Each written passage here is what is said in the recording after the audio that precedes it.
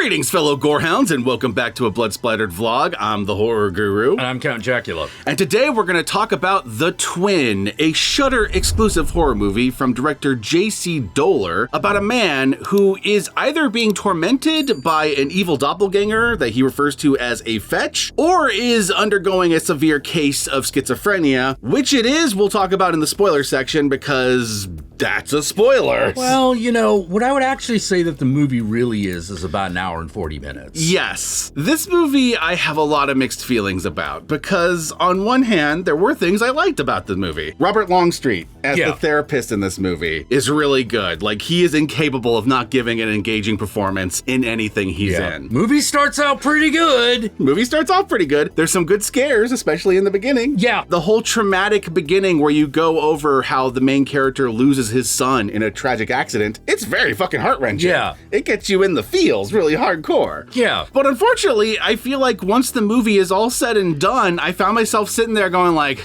well, we just watched a movie.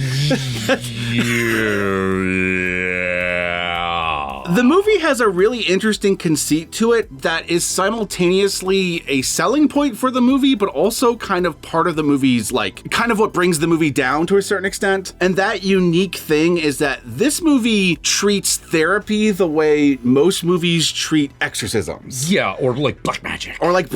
Yeah. So you have a character like Robert Longstreet's character who is the therapist, and he's very much treated like an exorcism movie. He's like the witch doctor. He's the witch doctor you turn to when you need to solve the problem. And the finale of this movie is basically a half an hour of an extended therapy session that's done the way you would normally see an exorcism done in any other movie. And that's a really cool, unique conceit. Unfortunately, it also is what makes this movie start to drag and feel boring by the end. Yeah, because by the end of the movie, you're not quite sure what literally happened. That is a problem. We'll get more into that into the movie when we get to the spoilers, because while I do feel like the movie did have a definitive answer to like all of the questions, I don't think it was executed well enough for it to actually come across.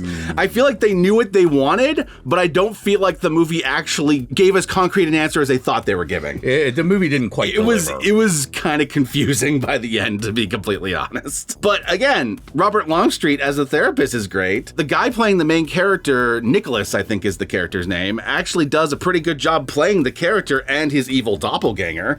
Oh yeah, that's right. The movie's about an evil doppelganger. It's about a fetch. Fetch, yeah. Right? Basically, the main character, when he was a little kid, read a book about a fetch and then has been tormented by the fetch throughout his entire life. And at one point, the fetch may or may not have killed his grandmother, but we'll talk more about that in the spoilers because, again, the spoilers will answer whether or not the fetch was even real, because that's a big question in this movie. Yeah, warning, I hope you like it when everyone repeats the same fairy tale lines over and over again. That's a problem with this movie. Because the second half of the movie is full of that shit. It does get repetitive, 100%. It's one of those, the movie over-explains itself sometimes. Ooh, yeah. Which is funny, because even though the movie over-explains itself, it still kind of has like a pseudo-ambiguous thing happen at the end. It's like the one time it decided not to over-explain itself. It's the worst of both worlds, yeah. You know? It's almost like the original end of Twixt, where you're just like, what?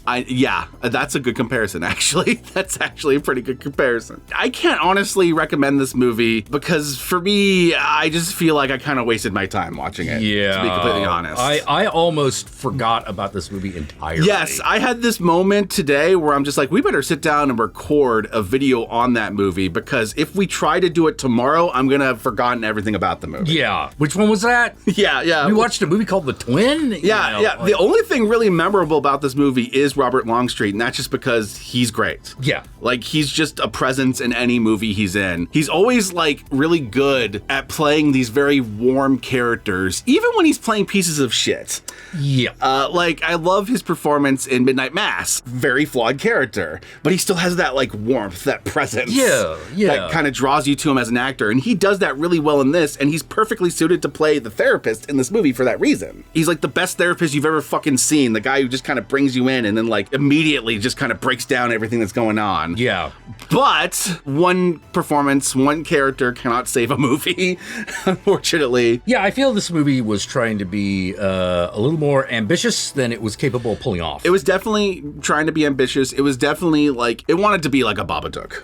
Right? Yeah. But it didn't quite have the juice for it. Or a Woman in the Yard. Or a Woman in the Yard. But it didn't have the juice to even do Woman in the Yard. Right. Unfortunately. This is like the bottom tier of those kinds of movies, unfortunately. All the sins that everyone always complains about in those movies, but like none of the good parts. Well, in its worst moments, it was reminding me of like a lot of early 2000s, bad early 2000s horror movies. I would agree. I kept thinking of movies like Gothica. Yeah. Which also were doing like the is the thing real or are they crazy thing. Another reason why it reminded me of Gothica is every time it would do like one of his either hallucinations or the fetch, it would do like these like fast cutting like editing like things like a 90s music video. And the worst part was when it first did like the hyper sharpening edit cut, I was like, oh, that's a clever way to show how someone's like getting sensory overload, where he's like standing there and they like turn the sharpening filter up. So everything like looks like it's like daggers to him. I'm like, that's really clever.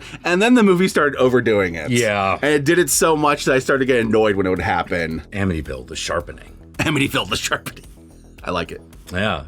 Oh man, we didn't even talk about like how like annoyed we got at like both the couple in this movie. Like they're both traumatized. Oh yeah. But like, okay, to be fair, they're both traumatized characters, and so most of their shittiness comes from them both being traumatized and being incapable of not blaming each other for it. Yeah, but it's like, hey, our child just died and you just attempted suicide. So I am going to leave you alone in this house that we don't live in. Yes. And I'm bye. Worse than that, I'm going to leave you in this house that you were traumatized from your abusive grandmother. Yeah. In. And I'm just going to fuck off, you know? It was like, what? Okay, I know that you're mad at him because you partially blame him for your son dying, but Jesus Christ, lady. Yeah, it's like, do you want him to kill himself? Even the therapist is sitting there saying this is a bad idea. You should probably listen to that guy. He's very reasonable, and he also solves this whole problem at the end of the movie. So clearly he knows what he's talking about. Yeah, so why don't we putter along into the spoilers? We're gonna move on to the spoilers. If you do want to check out The Twin, if anything we've said has interest you, or if you want to see if it's as boring as we have said it is, the movie is currently available on Shudder. It is a Shudder exclusive, not a Shudder original, which I believe means they bought it from someone else, and they exclusively have the rights to premiere it, and so that's why it's a Shudder exclusive. This strikes me as a movie that came with another movie. I wouldn't be surprised. Yeah. And with that said, let us move on to the spoilers.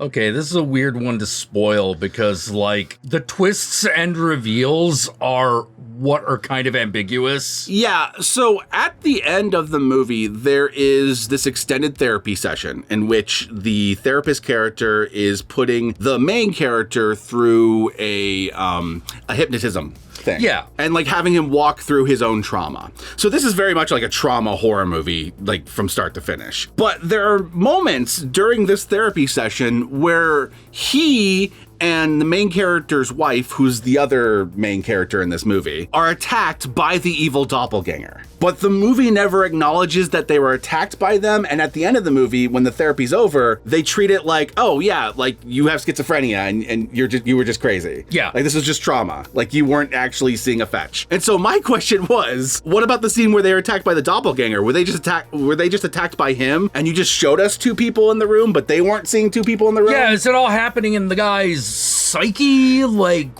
what's happening? It's a great example of a scene in which they decided to not over-explain themselves, but as a result of over-explaining for the rest of the movie, it felt weirdly ambiguous. Yeah, they kept explaining the monster, and you're like, yeah, I get it. It looks like other people. Like, okay, we got it. And when you see it, it means death is nearby. Yeah, we get it. You know, yeah, you don't have to say that fairy tale for the fifth time. Oh my God, that like fetch rhyme from the book that he read as a kid that they just repeat over and over again. Yeah. Like I know they wanted it to be like a 1-2 Freddy's coming for you, but it's just not. But it doesn't work if you're going to do the ambiguous ending and the fetch wasn't real. Like that's That doesn't really work very well. Because at the end of the day, the rhyme doesn't mean anything. It's just the thing that his childhood mind latched onto because he was apparently abused by his crazy grandmother, who probably also had schizophrenia, which is probably why everything got all messy when his childhood. Yeah. But they don't quite confirm or deny that. Yeah, and this is kind of like, I don't know what part of that was real. I don't know what part of that was metaphor, and I am not satisfied with the ambiguity of it. Yeah, that's kind of where I was at. The most succinct way to describe the problems with this movie. Yeah, it's like the worst of both worlds on that one, which is too bad because the ride up was looking really promising. It was. I would say a good 2/3 of this movie, I was pretty engaged with it. Yeah, you're like, okay, all right, I'm with you, movie. And then after a while, you're like, yo, get on with it. But the problem is, once we entered the hypnotism phase of the last act of the movie, it started to become clear to me that the movie didn't want the fetch to be real. Then it would do things that would indicate that the fetch was real, but then not explain itself.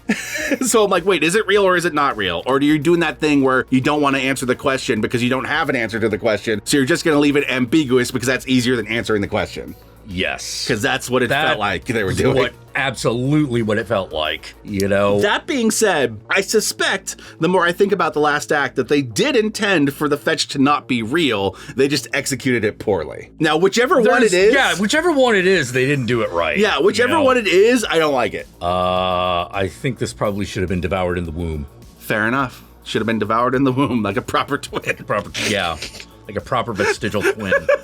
And with that said, my fellow gorehounds, where can they find you, Count Jackula? Oh, you can find me here on YouTube, where I stream every weekday at 7 p.m. Pacific Standard Time. Y'all know me, I'm the Horror Guru. You can find me on various social media platforms, but these days, I primarily use Blue Sky, so follow me on there. Be sure to like, comment, and subscribe, and don't forget to ring that notification bell so you're notified of my videos immediately upon their upload. And if you'd like to help out either of us more directly, be sure to check out our Patreon pages, and remember, if you go the Patreon route, even $1 a month can go a long way, but we will certainly accept more. And with that said, my fellow gorehounds, if you made it this far into the video, then I want you to comment below, and be sure to comment below using the hashtag Sharpen. Use the hashtag Sharpen, that way I know, that way Jack knows, that way the whole world knows that you know what filter they turned to 11 in those editing transitions. Yep. And with that, peace out, my fellow gorehounds.